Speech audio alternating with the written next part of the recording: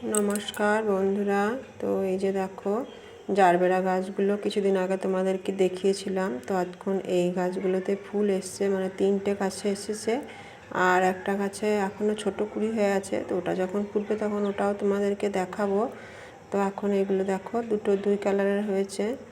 এইটা একটু হলুদ আর প্রথমে দেখালাম ওটা কমলা টাইপের, আর তারপরে মাঝে যেটা আছে সেটা একটু লালচে টাইপের।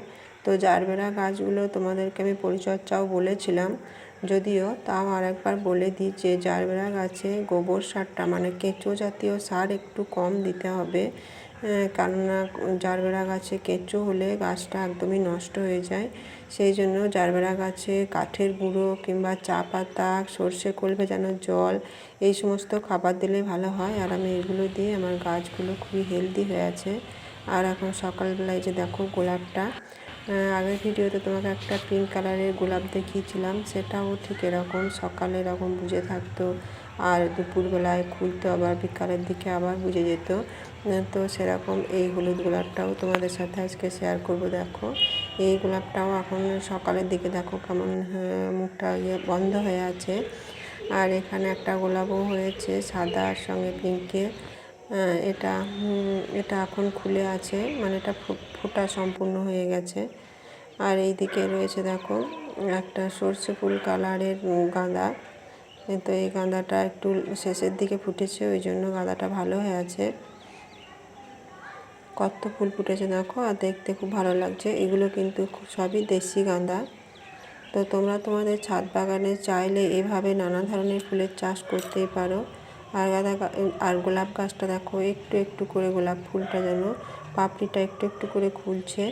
আর একটা গোলাপের আরও একটা কুড়ি ওই যে দেখো মোটা মতো হয়ে আছে, ওটাও 2-4 দিনের মধ্যেই ফুটবে। তো আমার ছাদ বাগানে প্রায় 6-7টা মতো গোলাপের গাছ রয়েছে। আর এই গোলাপের গাছগুলো আমি এপ্রিল মাসের প্রথম দিকে সব রিপোর্টিং করেছিলাম। আর এখন আমি এদেরকে চা পাতা আর খোল ভেজানো জল মাঝে মাঝে দিই। এই দুটো সার আমার মাঝে মাঝে প্রায়ই দিয়ে থাকি, মোটামুটি সপ্তাহে একদিন করে হলেও আমি দিয়ে থাকি। আর এই যে দেখো তারাগাঁদা ফুলগুলো মানে খুবই অল্প যত্নে সারা বছরই ফুল পাওয়া যায়, পুজোর ফুল হিসেবে খুব ভালো। আর এখানে রয়েছে কমলা কালারের গাঁদা। আর এই চন্দ্রমল্লিকাগুলো লাস্টে ফুটেছিল, এগুলো এখনও মোটামুটি ভালো হয়ে আছে। এই 4টে গ্রো ব্যাগের মধ্যে আমার যে চন্দ্রমল্লিকা লাগিয়েছিলাম সেগুলো। তো ছাদ বাগানটা কেমন লাগছে তোমরা অবশ্যই জানিও। তোমাদের লাইক কমেন্ট শেয়ারে আমার ভিডিও বানানোর আরও আগ্রহ বাড়বে। তোমাদের এই ছাদ বাগানের গাছপালা লাগানোর সমস্ত কিছু তথ্য, আর এখন তো আমি ড্রাগনের গাছের চাষ শুরু করেছি, আর সামান্য কিছু সবজিপাতিও লাগাই। যদি তোমাদের মানে গাছের প্রতি নেশা থাকে তাহলে অবশ্যই আমার এই চ্যানেলটা সাবস্ক্রাইব করে রেখো। পরবর্তীতে যে সমস্ত ভিডিও আসবে সেগুলো সবই দেখাবো। তো জারবেরা ফুলটা একটু একটু করে সকালের দিকে একটু কম ফুটেছিল, আর এই কালারটা কত মিষ্টি হয়েছে দেখো। এই গাছগুলো একটু করে বেলা হচ্ছে আর একটু একটু করে ফুলগুলো বাড়ছে। আর এখানে দেখো এই পিটুনিয়া ফুলটা কত সুন্দর চকলেটের মতো লাগছে দেখে। তো এই পিটুনিয়া ফুলটাও আমার শেষের দিকে লাগিয়েছিলাম।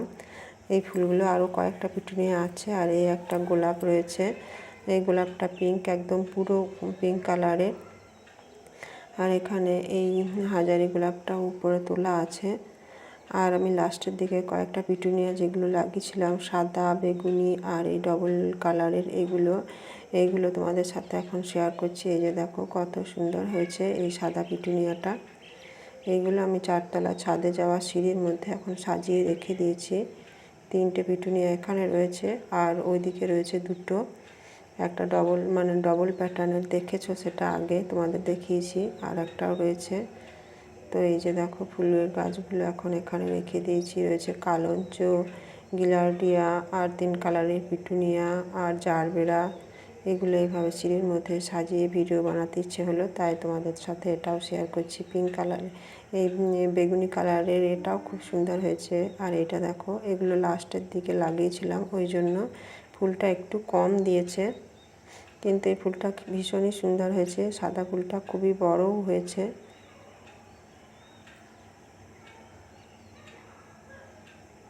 তোমরা দেখতে থাকো পরপর আমার ছাদ বাগানের ভিডিও, আর কেমন লাগছে সেটা তোমরা অবশ্যই জানিও।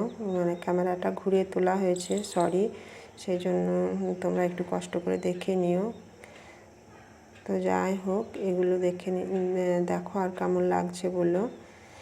আবারও চলে এসেছি গোলাপ ফুলটার কাছে। এখন প্রায় দুপুর 2-2:30 মতন টাইম, আর এই টাইমে গোলাপ ফুলটা দেখো কেমন পুরোপুরি ফুটে গেছে, আর ভিতরে কেমন রেণু বেরিয়ে এসছে। এই যে দেখো ভিতরটা কত সুন্দর। তো এই টাইমে মানে ফুলটা পুরোটা ফুটে থাকে দুপুরের পর থেকে, আর এর মধ্যে প্রচুর প্রজাপতি মৌমাছিও এসে বসে। আর এই ফুলটা এখন 2 হাতের সমান বড় হয়ে গেছে, খুবই ভালো লাগছে। আর একটা মানে সুন্দর একটা সুগন্ধ বেরিয়ে আসছে গোলাপের। তো সকালে ফুলগুলো ছোট থাকে, আগের বারের ভিডিওতেও তোমাদের বলেছি ও দেখেছো, তারপর একটু একটু করে বড় হয়। আর এই দেখো এই একটা কালারের পিটুনিয়া রয়েছে। পিটুনিয়া ফুলগুলো কিন্তু খুব বেশি যত্ন পরিচর্যা লাগে না, এগুলো লাগানোর সময় যা একটু গোবর সার, ভার্মি কম্পোস্ট এই সমস্ত দিয়ে লাগাতে হয়, আর জলও খুব কম লাগে, আর একটু রোদের মধ্যে রাখতে হয়। এখন তো রোদের তাপ বেড়ে গেছে, তাই খুব একটা রোদের সামনে রাখা যাবে না, তাহলে গাছ মরে যেতে পারে।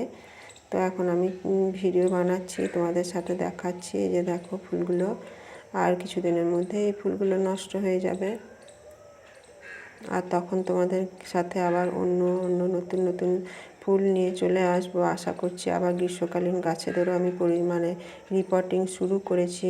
গ্রীষ্মকালীন গাছ যেগুলো আছে, ওই করবী, জবা, সেগুলো আমি রিপোর্টিং করেছি, মাঝে মাঝে শর্ট ভিডিওতে তোমাদের দেখিয়েছি।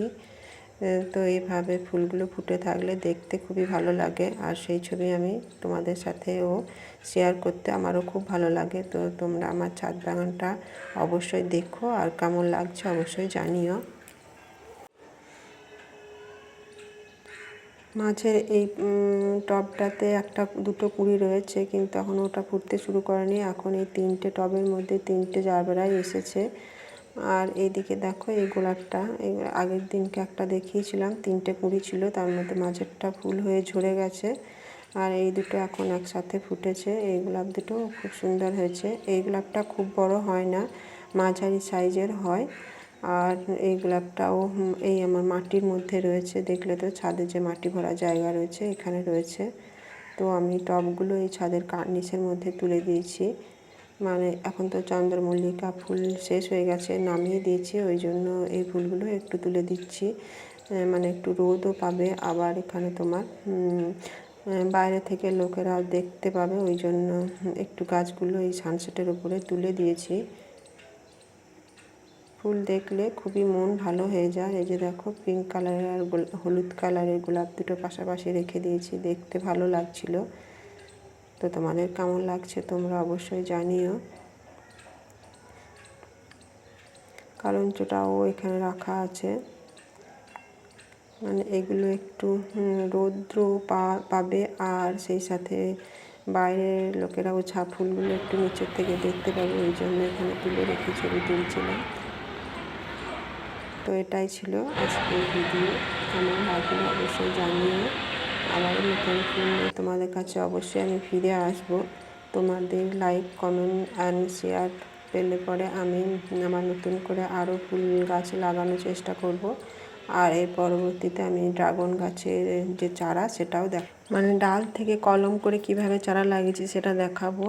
আর এখন আমি আমার যে গ্রো ব্যাগের মধ্যে রসুনগুলো লাগিয়েছিলাম সেগুলো তুলে নিচ্ছি।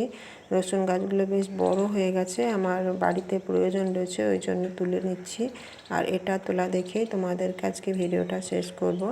তো রসুনগুলো মানে আর কিছুদিন থাকলে একটু বড় হতো, তুলতে একটু অসুবিধা হচ্ছে, কারণ গোড়াতে প্রচুর শিকড় হয়েছে, কিন্তু এটা আমার একটা বাড়িতে প্রয়োজনে লাগবে, ওই জন্য আজকেই তুলতে হচ্ছে, কিছু করার নেই। তো এখানে 6টা মতো রসুন গাছ লাগানো হয়েছে, এখন আমি 5টা তুলে নেব।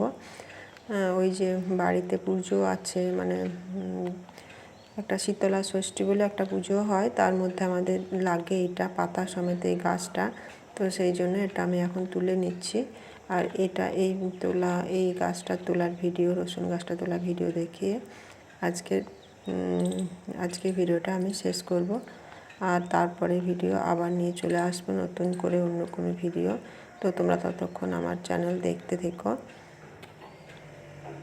এই যে দেখো রসুনটা খুব একটা মোটা হয়নি, তবে আর কিছুদিন থাকলে বেশ অনেকটাই মোটা হতো। তো আমি 5টা মতো তুলে নিয়েছি, আর একটা তুলে নেবো, মানে 5টা তুলে নেবো আর একটা থাকবে।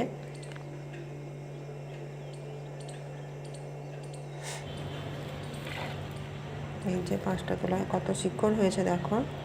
তো যাই হোক, এখন আসি, নমস্কার। ততক্ষণ তোমরা সকলে ভালো থেকো।